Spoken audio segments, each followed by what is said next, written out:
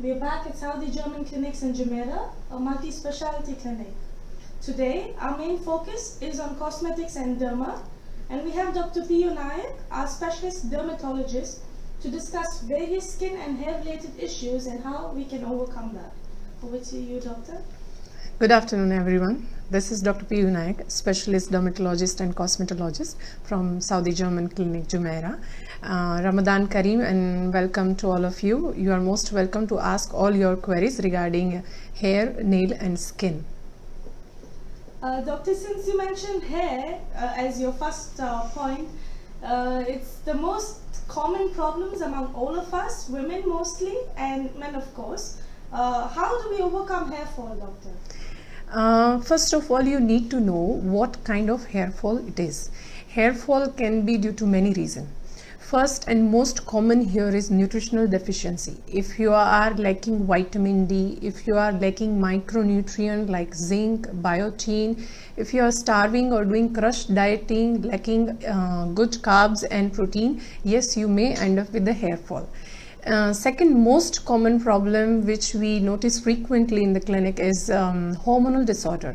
If you are suffering from thyroid disorder, if you are having some other hormonal conditions like pre-diabetic status or diabetic or any other hormone related issue, you may end up with getting hair fall.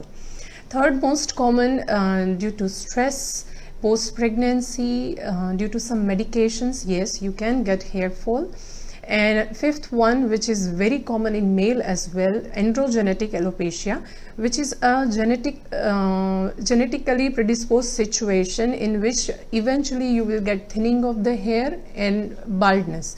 This is not only common in male patients as well, it is commonly seen in female although. And we do offer, depending on your type of hair fall, many treatment. First of all, we need to know your nutritional status by doing certain lab tests. We need to solve your different hormonal issues as well with the help of endocrinology.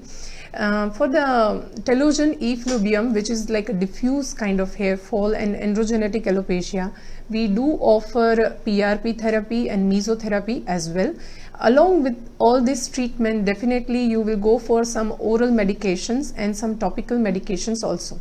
We do offer PRP therapy, which everyone must be aware of, which is called as platelet-rich plasma therapy. It's a kind of treatment in which we extract your activated growth factor-rich plasma and we re-inject in the hair follicle to stimulate your hair follicle to produce more hair. It is absolutely safe treatment. Any age group can go for that treatment and it's very easy and painless as well.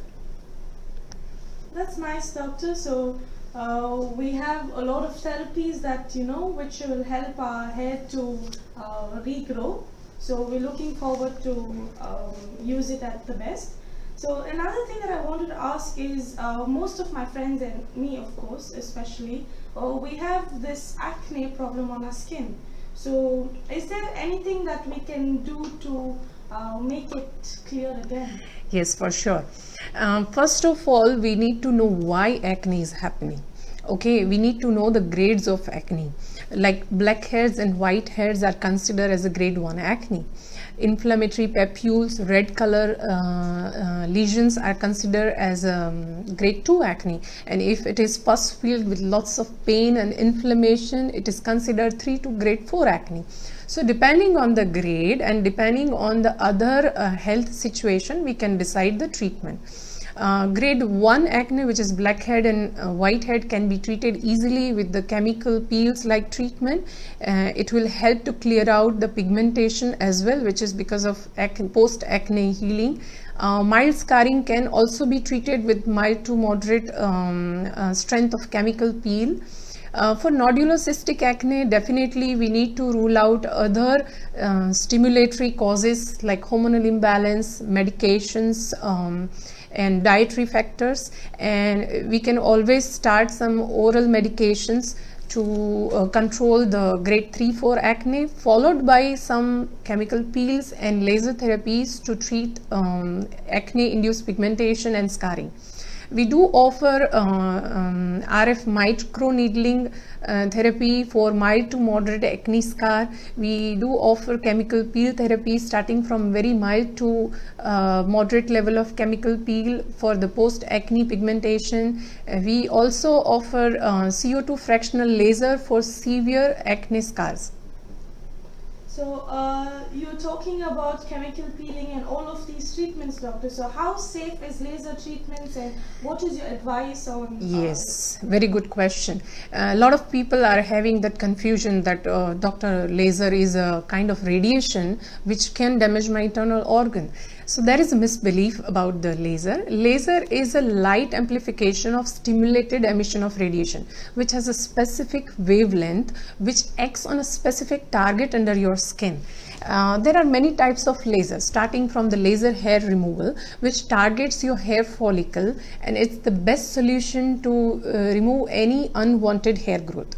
Then we do have a CO2 fractional laser, which is mainly used for many benign growths as well, like viral warts, DPN, unwanted skin growths, xanthelasma, and that can also be used for the severe scar treatments, stretch marks treatment, post acne scarring, skin tightening as well. We can use fractional laser.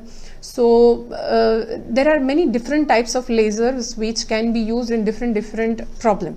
We do have Q switch Nd:YAG laser, which can be used for rejuvenation, for mild to moderate pigmentation, for mild to moderate aging also we can use it as a spectra mode. So laser is absolutely safe if it is done with the expert hand with proper guidance.